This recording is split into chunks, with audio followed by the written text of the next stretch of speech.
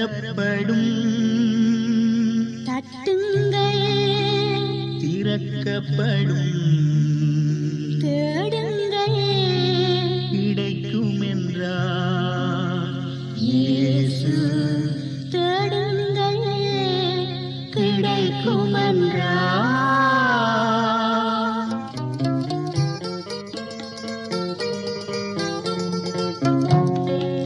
கேளுங்கள் தரப்படும், தட்டுங்கள் திறக்கப்படும், தேடுங்கள் கிடைக்கும் என்றார் இயேசு.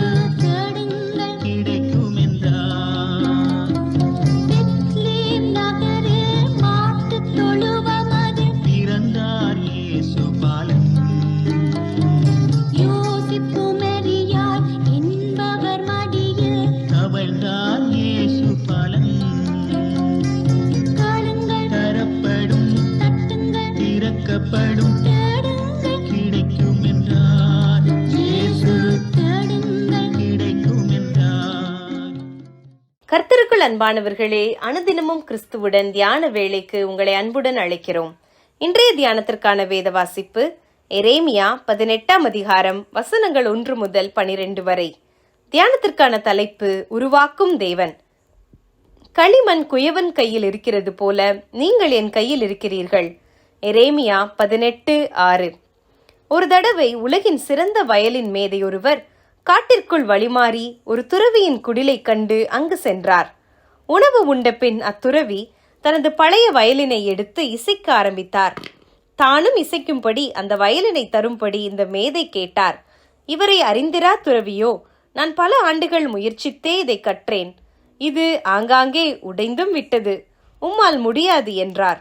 மேதையோ தான் முயற்சிப்பதாக கூறி அதை கையில் எடுத்து அதன் நரம்புகளை இழுத்து சரி செய்து இசைக்க ஆரம்பித்த போது அந்த குடிசை தெய்வீக இசையினால் நிரம்பியது.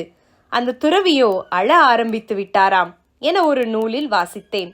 நாமும் ஒரு விதத்தில் வாழ்வில் நமது நரம்புகள் அருந்து ஆங்காங்கே கீறல் பட்டு உடைந்து சிதைந்து போனவர்கள்தான். இப்படி இருக்க எப்படி நம்மால் இயேசுவை போல மாற்றமடைய முடியும்? அவரை கிட்டி சேர்ந்து உறவாட முடியும்? வெளி வாழ்விலே வெற்றி வாழ்வு வாழ்வது போல காணப்படுகிற பலர் இன்று தம்முள்ளே உடைந்து சிதைந்த வாழ்வைத்தான் வாழ்ந்து கொண்டிருக்கிறார்கள் என்பதை நாம் உணருவதில்லை. அப்போ நம்பிக்கை இல்லையா?